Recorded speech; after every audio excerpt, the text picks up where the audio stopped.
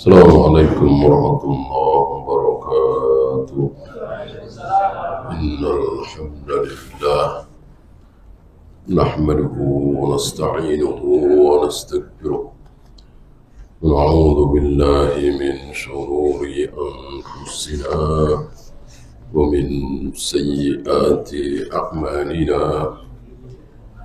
من يهده الله فلا مضل له ومن يضلل فلا هادي له. أشهد أن لا إله إلا الله وحده لا شريك له وأشهد أن محمدا عبده ورسوله وبعد.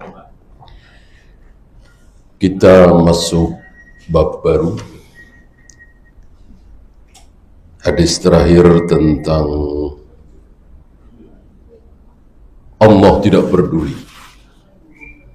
Salah satu sifat mau anak Nabi, gak peduli mau ayah seorang Nabi, gak peduli istri seorang Nabi. Kalau Allah mau sesatkan, sesatkan. Allah gak peduli. Hadis terakhir kemarin, Allah juga tidak peduli seseorang dosanya 10 bumi. Dosanya 10 bumi, Allah nggak peduli. Apa? Allah ampuni. Nggak peduli. Orang mau bilang apa? Sementara ada orang yang dosanya mungkin sedikit, tapi Allah nggak ampuni, ya nggak ampuni. Salah satu sifat Allah tidak peduli. Jadi tidak ada hukum yang mengatur Allah. Tidak ada hukum yang memaksa Allah. Jadi betul-betul suka-suka Allah. Ya. Disinilah kita tidak boleh menyombongkan diri. Saya soleh, saya baik, saya dermawan, saya berbakti kepada ibu saya ngurus ibu saya sakit stroke 17 tahun misalnya. Masa Allah mau sesatkan saya? Nggak boleh. Nggak boleh. Artinya, di hadapan Allah itu jangan pernah mengandalkan apapun. Di hadapan Allah jangan pernah mengandalkan amal kita, ayah kita, kakek kita, kehebatan kita, ilmu kita. Di hadapan Allah merengeklah, memohonlah. Ya. Berhenti minum khamr baru 3 hari, berhenti melacur baru 2 hari misalnya, ya. Berhenti mabuk-mabukan narkoba baru seminggu, lalu minta surga Firdaus. Boleh nggak? Boleh. Allah nggak peduli, justru Allah senang. Berarti dia sikoh denganku. Gitu. Justru Allah tidak suka. Aku begini ya Allah, aku begini ya Allah, aku begini. Mengandalkan amal kita. Tidak boleh. Ya, kita tinggalkan hadis terakhir ini. Kita masuk bab baru, bab 53. Babul jam'i bainal khawfi war raja. Mengumpulkan, memadukan antara khauf dengan roja. Jangan sampai terlalu ke kanan, jangan sampai terlalu ke kiri. Berada di tengah-tengah. Waktu itu kita bahas seperti sayap seekor burung. Ya. Mana yang lebih berat, sayap burung itu yang kanan apa yang kiri? Nah, tentu sama. Persis. Lebih sama, lebih presisi daripada pabrik manapun. Penciptaan Allah. Nah, begitulah khauf dan roja. Ya. Seperti sayap seekor burung. Nah, nanti akan ada pembahasan juga di mana di saat-saat tertentu seseorang disuruh lebih condong ke khauf. Di saat-saat tertentu seseorang lebih condong ke roja. Tapi dalam kondisi normal, wajar, berada di tengah-tengah. Ya. Tiba-tiba setan menggoda kita untuk korupsi misalnya. Tiba-tiba ada yang datang kepada kita menyerahkan uang 2 koper misalnya, ya. Nggak mungkin ada yang tahu ini Pak. Bapak cuman ya tanda tangan aja. Ini tanda, ya kan biasa Bapak tanda tangan ini, ya. Disinilah perbanyaklah apa? Detik itu, ketika itu besarkanlah roja apa khauf. Iya, khauf. Ya. Bahwa itu dosa, bahwa Allah murka, bahwa Allah punya neraka, azab kubur dan seterusnya, besarkanlah. Ya. Jangan roja. Ya udah terima saja, kan bisa buat bangun besi, kan bisa sebagiannya untuk pesantren. Kan Allah Maha Pengampun, Allah Maha Penyayang. Tentu tidak seperti itu. Ya. Dalam kondisi tertentu, kadang rojak lebih besar dari khauf. Dalam kondisi tertentu, kadang khauf lebih besar dari rojak. Dalam keadaan biasa, normal, seperti sayap burung.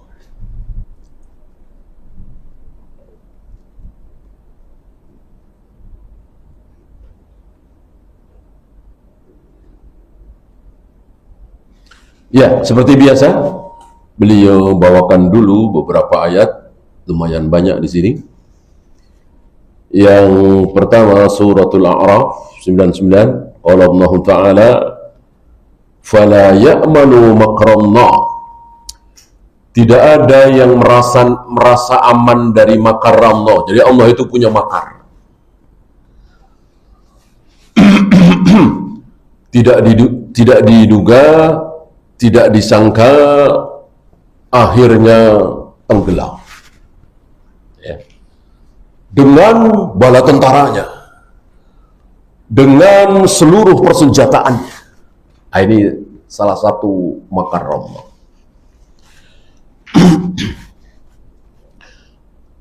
Dan waktu itu aman sekali Firaun, nggak menyangka sama sekali.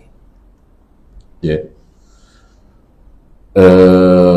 Padahal kalau dipikir secara dangkal saja, ini kiri kanan kan air. Kalau tiba-tiba air itu menyatu kembali gimana? Ya nggak kepikiran, namanya ini dia. Orang-orang kafir itu merasa aman dari makar Allah. Ya. Beda dengan seorang mukmin. Kalau tiba-tiba Allah murka, Allah tampakkan aib saya.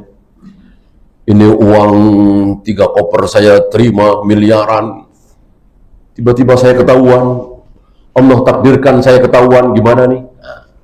Seorang mukmin seperti itu. Tidak merasa aman dari makar Allah. Tidak merasa aman dari tipu daya Allah. Ini tipu daya Allah. Tidak merasa aman dengan takdir Allah.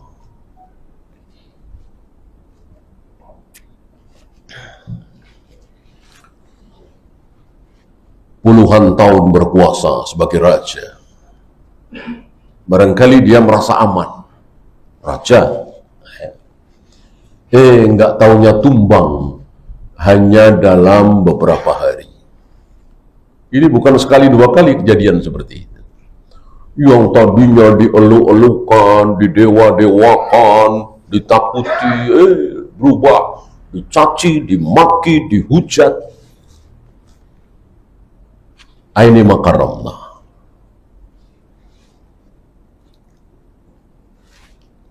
Illal qaumul khasirun, kecuali kaum yang merugi. Jadi kalau ada yang merasa aman dari makan Allah, pasti dia akan rugi. Maka sekali lagi, jangan pernah merasa aman. Kalau nggak merasa aman, insya Allah nggak akan berani culas, curang, nipu. Kalau yang berani, berarti dia aman. Ya, nggak ada yang tahu. Ya. Ini timbangan ini sudah saya rekayasa di tulisan 1 kilo.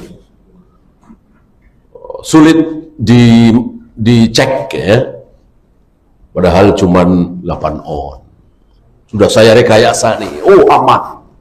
Pasti dia akan merugi. Ya. Maka janganlah pernah merasa aman. Ketika culas, ketika curang, ketika nipu, ketika berdusta, jangan pernah merasa aman. Nah, sebaliknya, orang-orang yang beruntung, orang-orang mukmin, muslim yang betul-betul taat, salah sedikit takut, bohong sedikit takut. Ya. Kemudian Yusuf 87, qala Allah Ta'ala, innahu la yai'asu min roihillah illal qawmul kafirun. Ini orang-orang yang berputus asa, tidak mungkin mendapatkan rahmat Allah. Siapa? Orang-orang kafir. Orang-orang kafir tidak mungkin mendapatkan rauhillah yang dimaksud nanti di akhirat. Setelah matilah. Jadi orang kafir itu setelah mati udah nggak akan mendapatkan kebaikan sedikit pun. Dari mulai nggak bisa jawab 3 pertanyaan, kemudian disiksa, diazab, terus nggak ada menerima kebaikan sedikit pun. Beda dengan seorang muslim. Beda dengan seorang muslim. Dia bisa menjawab 3 pertanyaan, tapi disiksa. Kenapa? Karena sering kencing tidak cebok misalnya, atau sering namimah misalnya. Tapi berhenti, ya, ditidurkan. Tidak sampai hari kiamat. Kemudian dibangkitkan dalam keadaan telanjang. Kita semua kan seperti itu. Terus nanti diampuni. Nah, begitu kira-kira. Beda dengan kafir. Setelah roh berpisah dari jasad, maka tidak mendapatkan kebaikan sedikit. Yang ada keburukan, dan keburukan itu bertingkat. Keburukan yang Allah timpakan kepada Abu Jahal misalnya tidak sama dengan keburukan yang Allah timpakan kepada Firaun misalnya. Tidak sama dengan keburukan yang Allah timpakan kepada iblis misalnya. Adapun sama-sama keburukan, iya, tapi bertingkat. Itulah kafir. Maka kebaikan yang didapat oleh orang-orang kafir ya hanya di sini. Hanya di dunia ini. Ya kaya, ya hebat, ya terkenal, ya disanjung-sanjung. Itu pun tidak semua. Apakah semua orang kafir dieluk-elukan, disanjung? Enggak. Orang kafir yang dicaci maki juga banyak. Semua orang kafir kaya? Enggak juga. Orang kafir yang miskin banyak. Adakah orang kafir yang terlunta-lunta hidupnya? Banyak.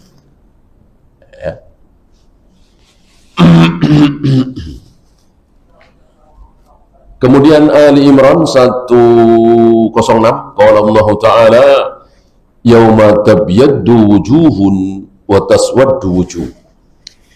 Pada hari di mana wajah mereka memutih dan pada hari wajah mereka menghitam. Siapa yang memutih? Kata Ibn Abbas, siapa? Ahlus Sunnah. Jadi tidak seluruh kaum muslimin. Ada kaum muslimin tapi menghitam. Kenapa? Ahlul bidah. Ya. Wajahnya menghitam. Kalau yang kafir ya nggak usah dibahas. Tidak ada pembahasan dalam masalah ini. Pokoknya Orang kafir itu nggak ada kebaikannya setelah nyawa lepas dari jasad. Di sini kaum muslimin. Ada kaum muslimin yang menghitam wajahnya, ada yang memutih wajahnya. Ya. Yaumal qiyamati tabyaddu wujuhu ahli sunnati wal jamaati. Ini ucapan Ibnu Abbas ya.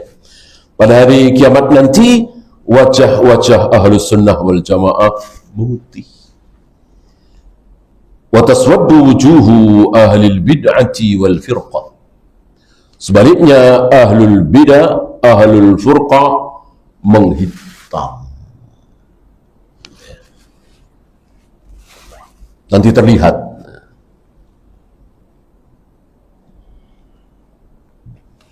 Jadi nampak di wajah. Sunnah dan bid'ah itu nampak di wajah.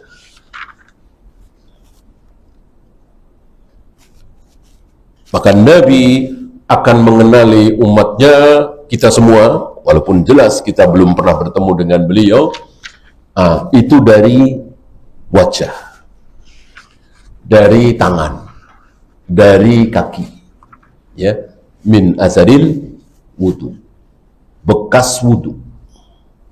Ya. Jadi kaum muslimin akan dikenali oleh Nabi nanti dengan bekas wudu.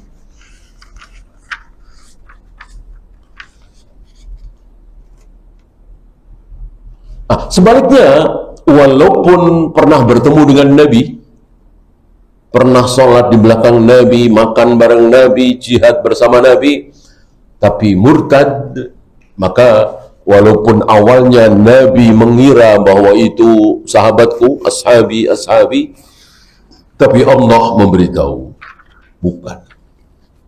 Itu bukan sahabatmu. Ya. Engkau tidak tahu apa yang mereka lakukan sepeninggal. Dari sini keluar hukum bahwa Nabi tidak tahu keadaan umatnya, keadaan dunia setelah beliau wafat. Ini berbeda dengan sebagian tarekat-tarekat sufiyah aliran kebatinan. Katanya Nabi melihat kita semua dari dalam kubur. Ini batil. Kalau Nabi betul melihat kita semua dari dalam kuburnya, tidak mungkin ada riwayat tadi. Ya tentu Nabi tahu bahwa si A, si B, si C, si D yang dulu pernah sholat di belakang Nabi, akhirnya murtad. Tentu Nabi tahu dong. Kalau Nabi bisa mengetahui keadaan umatnya dari dalam kuburnya. Ternyata nggak tahu. Ya. Kalau orang-orang tadi akhirnya murtad, Nabi tidak tahu karena beliau sudah wafat. Inna rabbaka, ini Al-A'raf ya, 167 qala Allah Ta'ala. Inna rabbaka lasari'ul iqab. Rabbmu cepat siksanya. Cepat. Walaupun masih ya mungkin puluhan tahun lagi, ratusan tahun lagi, bahkan jutaan tahun lagi, sesuatu yang pasti datang disebut dekat, cepat. Ya. Sebaliknya, sesuatu yang belum tentu datang jauh. Ya. Seperti ada orang umur 30 tahun. Lalu dia sedang menunggu menyiapkan hari tua. Dari dia umur 30 tahun sampai hari tua mungkin umur 70, 75, 80 atau 65 ya. Itu dekat apa jauh? Jawabnya jauh. Sedangkan surga neraka dekat. Padahal masih jutaan tahun. Kenapa? Karena surga neraka pasti sampai, pasti datang. Nggak mungkin gagal. Sedangkan hari tua, apakah pasti sampai? Bisa sampai, bisa tidak. Dia sedang menunggu hari tua umur 65, 70. Nggak taunya dia mati di umur 35, 36. Mungkinkah? Ya mungkin sekali. Banyak terjadi. Ya, maka hari tua jadi dokter, ya, sementara sudah koas misalnya, jadi dokter, dekat apa jauh? Jauh. Jauh. Lebih dekat surga neraka, lebih dekat kematian. Kenapa? Karena ketika dia sudah koas itu, sampai kepada dokter, dikatakan jauh, padahal tinggal nunggu beberapa bulan, mungkin setahun, 2 tahun, karena belum tentu terjadi. Bisa terjadi, bisa tidak. Bisa dia menjadi dokter, atau belum jadi dokter, dia mati. Atau gagal. Segala kemungkinan bisa terjadi di muka bumi. Disinilah jangan sombong. Disinilah terus memohon merengek kepada Allah. Andalkanlah doa memohon kepada Allah. Maka doa disebut apa oleh Nabi? Apa? Senjata. Ya, silahul mukmin. Senjatanya seorang mukmin itu doa. Senjata. Jangan sombong dengan meyakini kalau saya sudah persiapkan ini, kalau sudah matang yang saya persiapkan, ya sudah. Setahun, 1,5 tahun tinggal nunggu hasil. Sombong. Jangan seperti itu. Terus berdoa, memohon, merengek. Apalagi surga dan neraka. Untuk masuk surga, untuk selamat dari neraka, harus dengan merengek, memohon, merintih. Jangan mengandalkan sholat, saum, zakat, haji. Kemudian Al-Infitar 13-14, qala Allah Ta'ala, innal abrara lafi na'im. Orang-orang baik itu berada dalam kenikmatan. Dan kenikmatannya tidak tanggung-tanggung. Kenikmatan yang belum pernah ada di muka bumi ini.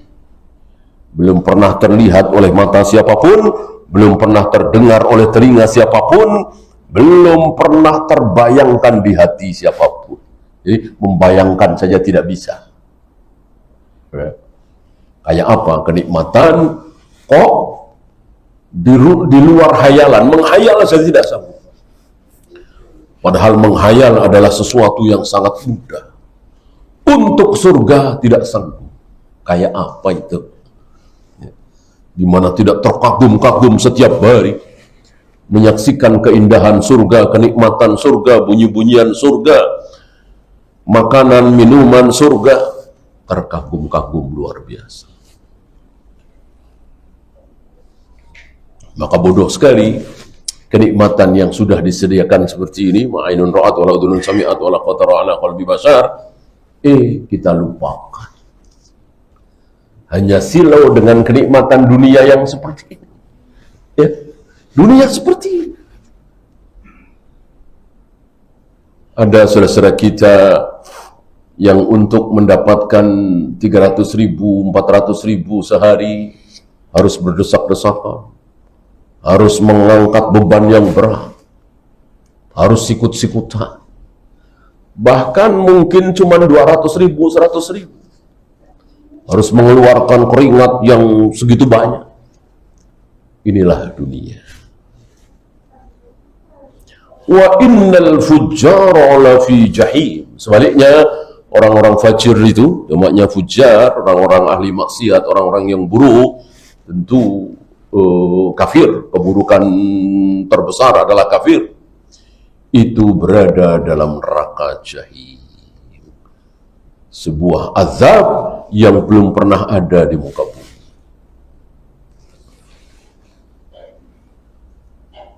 Kemudian suratul Qari'ah, qala Allah Ta'ala, fa amma man thaqulat mawazinuhu.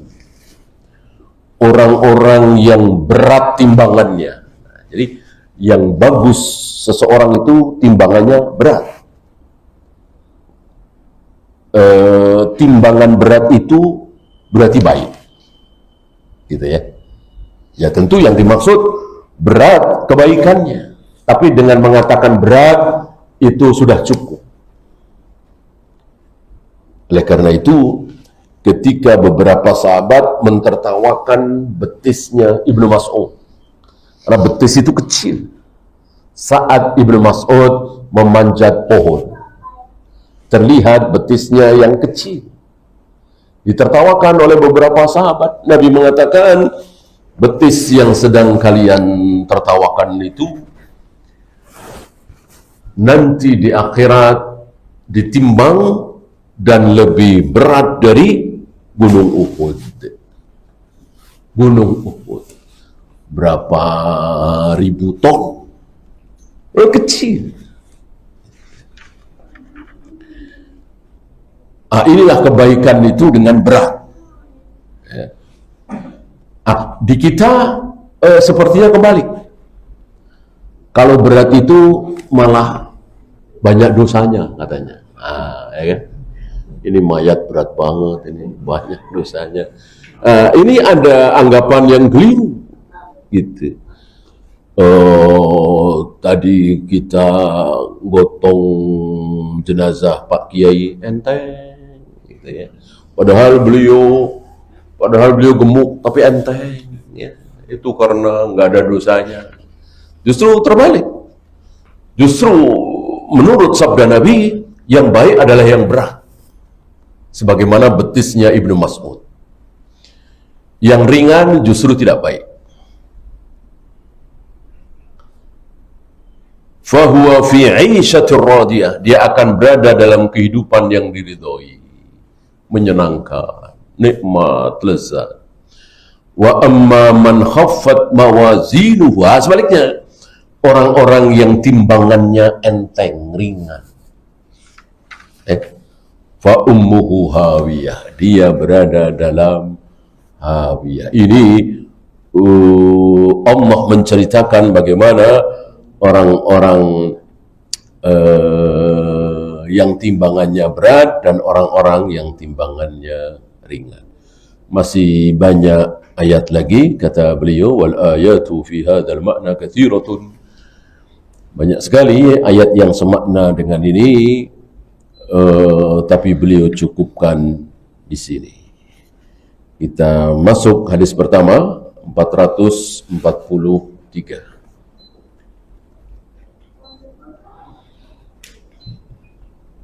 Wa an Abi Hurairah radhiyallahu anhu anna Rasulullah sallallahu alaihi wasallam qala law ya'lamul mu'minu ma 'indallahi minal 'uqubati, seandainya orang mukmin itu mengetahui hukuman yang ada di sisi Allah, azab neraka, siksa kubur, huru-hara hari kiamat di padang mahsyar, seandainya seorang mukmin itu tahu melihat, maka ma tami'a bi jannatihi ahad, tidak ada satupun seorang mukmin yang pingin masuk surga, nggak pingin.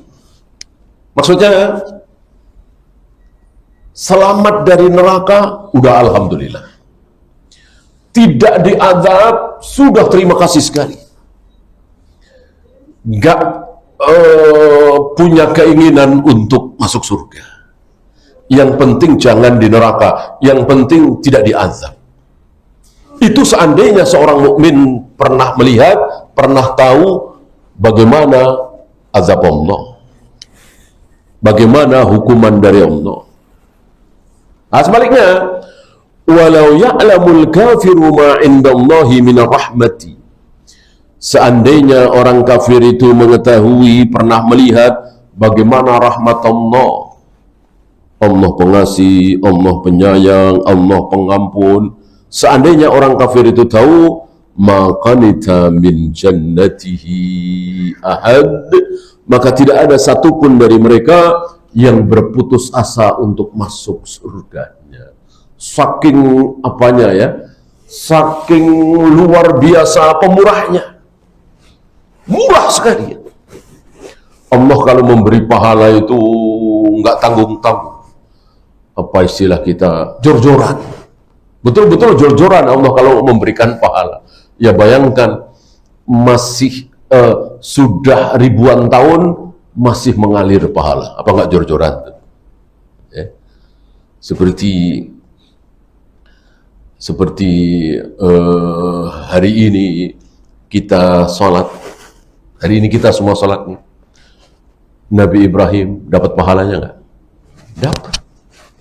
Apa nggak jor-joran tuh? Kayak apa pahalanya Nabi Ibrahim? Padahal sudah ribuan tahun. Ya. Betul-betul. Murah sekali. Nah, ketika orang kafir tahu betapa murahnya Allah ini, maka mereka tidak akan putus asa. Ya. Mereka mau dapat gitu. Tapi kan harus dengan cara beriman. Ya.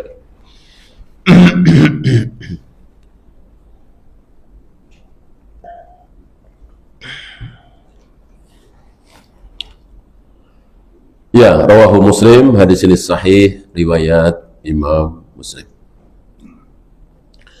Ada dua fikul hadis. Yang pertama, al-hathu 'ala al-khawfi min 'iqabillah wal amali fi thawabihi wa maghfiratihi wa ridwanihi. Anjuran untuk terus takut terhadap hukuman dari Allah. Jadi, ketakutan itu bertingkat.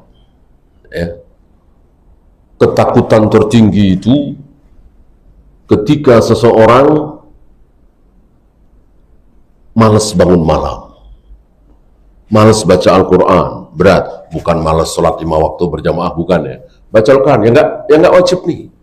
Mau sedekah berat, dia takut, jangan-jangan Allah tidak pedulikan saya, jangan-jangan Allah sudah tidak menjaga saya lagi, karena berat untuk bangun malam, qiyamul, berat untuk baca Al-Quran, berat untuk sedekah, takut. Ya, ini takutnya para wali-wali Allah, kekasih-kekasih Allah. Yang di bawahnya itu takut merasa ditinggalkan oleh Allah, merasa diperingatkan oleh Allah ketika sakit, ketika tiba-tiba bisnisnya bangkrut, ketika tiba-tiba anak meninggal misalnya, ketika tiba-tiba dipecat. Dia takut ini saya sedang diingatkan oleh Allah. Ini di bawah yang tadi. Ya. Nah, yang paling buruk itu di depan mata. Ya. Azab itu di depan mata, dia nggak ada takut-takutnya. Ya. Sampai langit itu sebentar lagi mau runtuh. Dalam hitungan menit dia mati semua, langit runtuh. Melihat itu, langit sebentar lagi runtuh, jatuh akan menimpa dia.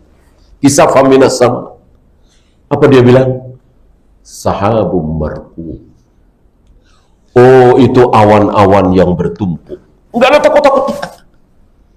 Ya, padahal sebentar lagi mau mati, dia bilang, oh cuman awan itu bertumpuk-tumpuk. Nggak menyangka sama sekali dia akan keruntuhan langit dan mati tentunya. Ini manusia yang tidak punya rasa takut sama sekali.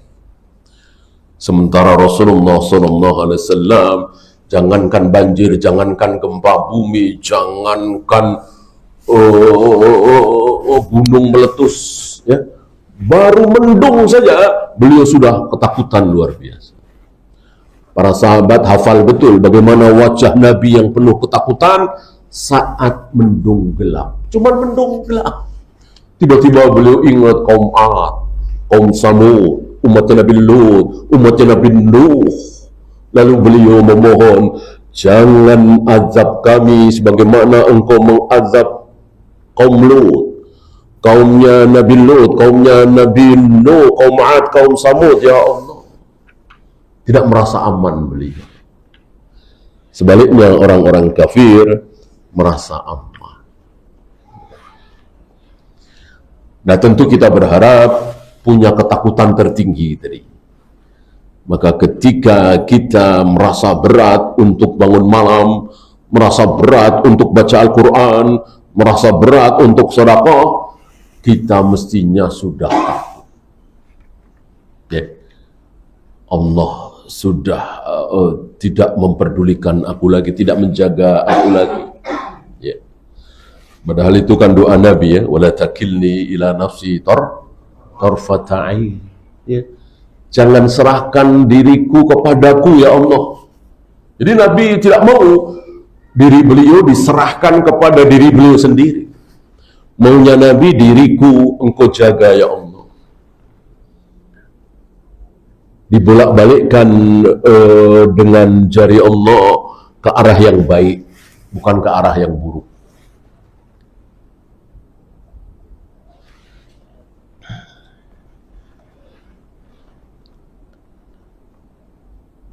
Wal amali fi thawabihi wa maghfiratihi wa ridwani, dan anjuran untuk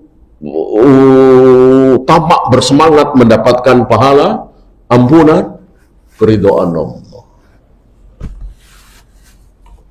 Betul-betul dicari.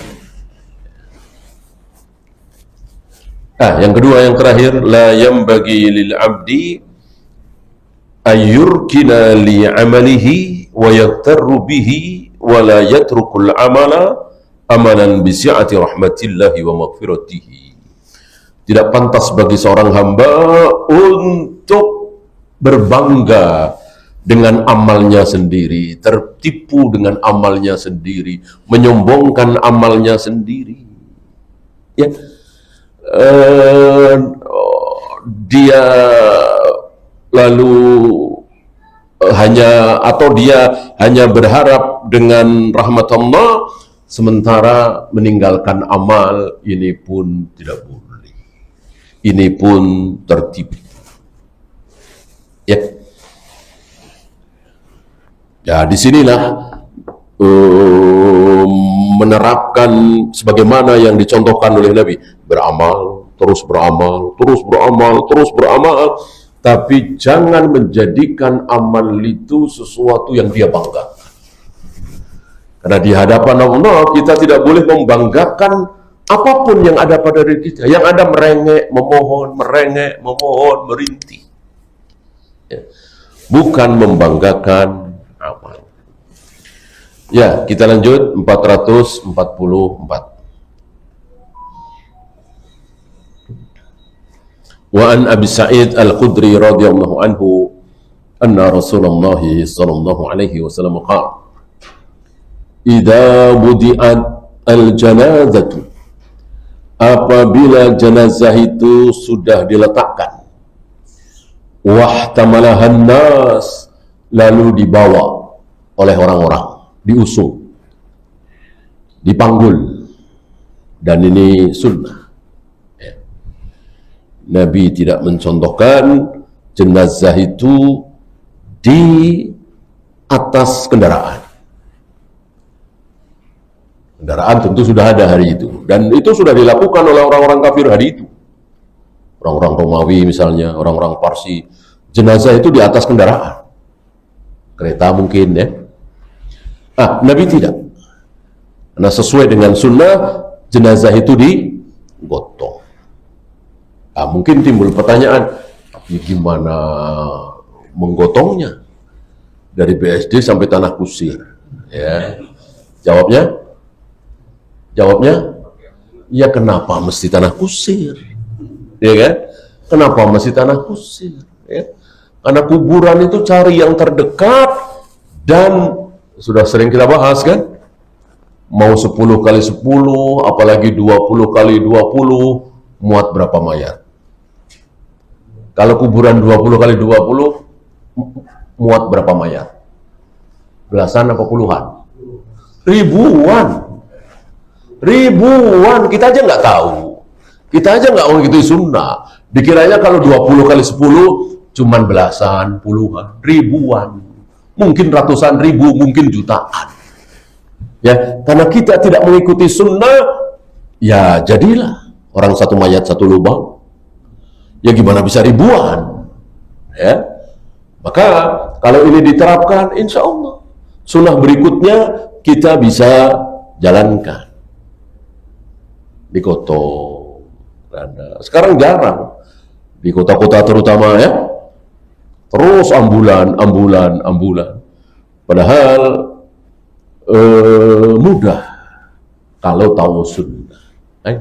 Gara-gara tidak paham sunnah, maka sunnah berikutnya hilang, udah begitu mahal, udah begitu ya jelas gimana nggak mahal, tanahnya juga mahal, maka dibebani biaya yang tidak sedikit, padahal miskin harus mengeluarkan 5 juta, 7 juta, bahkan ada yang belasan juta. Ini gara-gara tidak paham sunnah. Jadi sunnah yang besar ini, yaitu mayat digotong, hilang.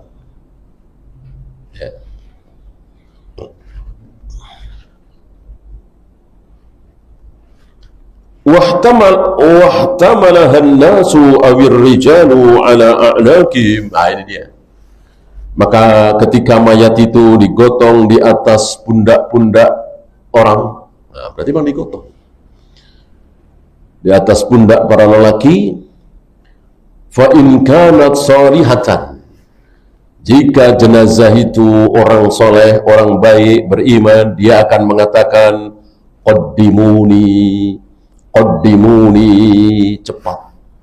cepatlah, segerakan, ayo cepat. Jadi kalau jalannya pelan-pelan, si mayat itu menghendaki ayo cepat, gitu. Dia ingin cepat-cepat mendapatkan kebaikannya. Qaddimuni. Maka sunnah dari sini, dan juga dipraktekkan oleh Nabi, dari meninggal sampai memandikan, menyolati, menguburkan, itu sebentar. Kalau bisa 4 jam bagus, bisa 3 jam lebih bagus, bisa 2 jam lebih bagus. Dan tidak ada sunnahnya menunggu biar banyak yang nyolatin. Cukup, lebih cepat lebih baik. Begitu pula membawanya dengan cepat, tidak pelan-pelan. Wa in kanat ghayra salihatin, sebaliknya, kalau mayat itu bukan orang baik, ahli maksiat, orang-orang kafir, dia akan mengatakan ya wailaha, celaka, aina tadhhabuna biha, kemana kalian akan bawa dia? Ini zahirnya yang bicara ruhnya, yang dibicarakan jasadnya, kan udah berpisah, gitu ya. Maka kalimatnya aina tadhhabuna biha, bukan aina tadhhabuna bi, gitu. Seandainya rohnya dengan jasadnya masih berkumpul, tentu akan mengatakan celaka, hendak dibawa kemana aku ini, kan gitu ya. Tidak, si roh mengatakan aina tadhhabuna biha, celaka, hendak dibawa kemana dia, maksudnya jasadku itu, karena yang bicara rohnya. Ya jasad tanpa roh bisa apa bisa bicara? Tentu yang bisa bicara adalah rohnya, sedang membicarakan jasad itu. Kan yang sedang diusung menuju kuburan kan jasadnya, bukan rohnya, ya kan? Rohnya kan sudah berpisah dari jasad, ya.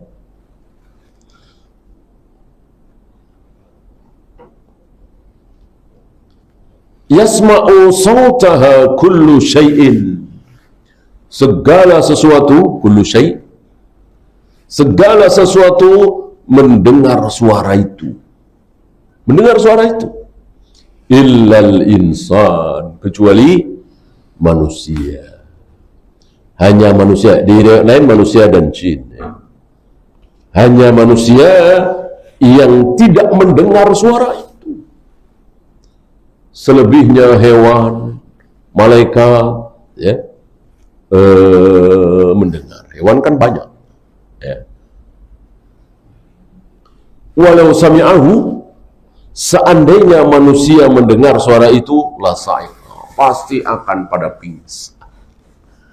Dikatakan seandainya manusia pada dengar siksa kubur, maka habis manusia. Nggak akan ada manusia lagi. Ya gimana akan ada manusia? Karena manusia semuanya akan memenuhi masjid, akan sujud, akan sholat, akan baca Al-Quran, akan tasbih, takbir, istighfar. Nggak mau kerja, nggak mau olahraga, nggak mau jalan-jalan, nggak mau nikah. Ya pasti habis. Seandainya siksa kubur itu terdengar. Dan Allah tidak mau. Allah tidak mau membuat manusia itu taat dengan cara-cara seperti itu. Dan biasanya tidak awet. Seperti Yahudi kan nggak awet.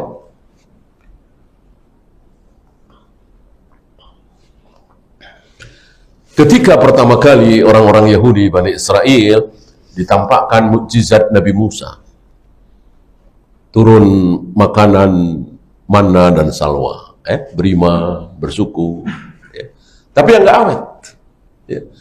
Beberapa bulan udah bosan.